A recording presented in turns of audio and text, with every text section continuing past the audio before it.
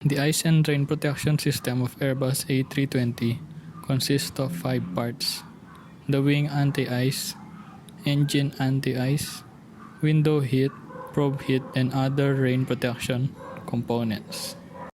In wing anti-ice, the 3 outboard slots of each wing are anti-iced using hot bleed air from the pneumatic system. APU bleed air must not be used for wing anti-icing. Each wing has a single electrically operated valve that controls flow of air to the slots. Both valves are controlled by a single wing button on the anti-ice panel, and the valves fail close in the event electrical power is lost. If a hot air leak is detected, the wing anti-ice valve on the affected side automatically closes. If the wing button is pushed on the ground, a 30-second self-test of the wing anti-ice system is initiated. If left on, the valves will open automatically once airborne. On the engine anti-ice, the engine air intakes are anti-iced using an independent air bleed from the HP compressor. For each engine, hot air is routed via an electrically controlled, pneumatically operated engine anti-ice valve to the intake. These are controlled by the ENG1 and ENG2 buttons on the anti-ice panel. The valves close if no air is available but fail open if electrical power is lost. In window heat, the windshield and side windows are heated electrically. Each side has an independent window heat computer that automatically regulates the system and provides overheat protection and fault detection. The window heat operates whenever at least one engine is running. On the ground, the windshield heat operates in a low power mode with an automatic changeover to normal power once airborne. The windows only have one heating level. If window heat is required before engine start, it can be switched on manually with the probe/window heat button on the anti-ice panel. In probe heat, the pitot heads, static ports, AOA probes, and TAT probes are electrically heated.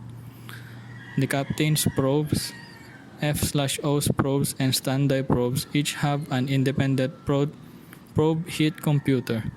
These provide automatic regulation, overheat protection, and fault detection. The probes are heated whenever at least one engine is running. On the ground, the pitot heating operates at low level and the TAT probes are not heated. Changeover to normal heating is automatic once airborne. If probe heat is required before engine start, it can be switched on manually with the probe/window heat button on the anti-ice panel. Each front windshield has a 2-speed electric wiper controlled by a rotary selector. The maximum speed for wiper use is 200 kT. In moderate to heavy rain only, rain repellent can be applied to the windshield. Each windshield has an independent rain repellent button that applies a measured quantity when pressed. The rain repellent is stored in a nitrogen pressured bottle in the rear cockpit. If the pressure gauge is in the yellow or the refill float is visible, the bottle needs replacing. A smell of orange peels in the cockpit may indicate a toxic leak of rain repellent fluid. A smell of pine needles may indicate a non-toxic leak. An external lighted visual ice detector is installed between the two windshields, and the water drain masks are electrically heated. This heat is reduced when on the ground. Locate, if any, ice and rain protection system of Angel.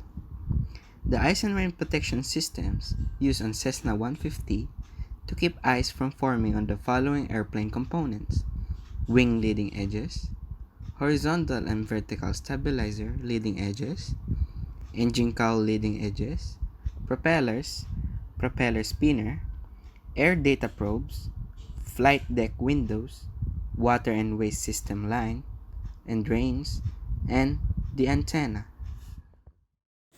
Limitations of ice and rain protection system.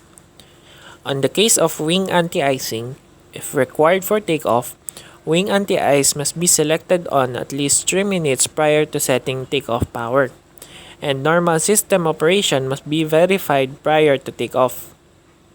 This is because if the wing is cold, the system will open the valves wide open until the temperature reaches 130 degrees Fahrenheit, and adding takeoff thrust runs the risk of overpressurizing the wing's leading edge. In the case of cowl anti-icing, it is required for taxi and takeoff if SAT is less than or equal to 10 degrees Celsius and any of the following: visible moisture, precipitation, or wet runway. Operation is prohibited when cowl anti-ice valve locked open or TAT is greater than 15 degrees Celsius.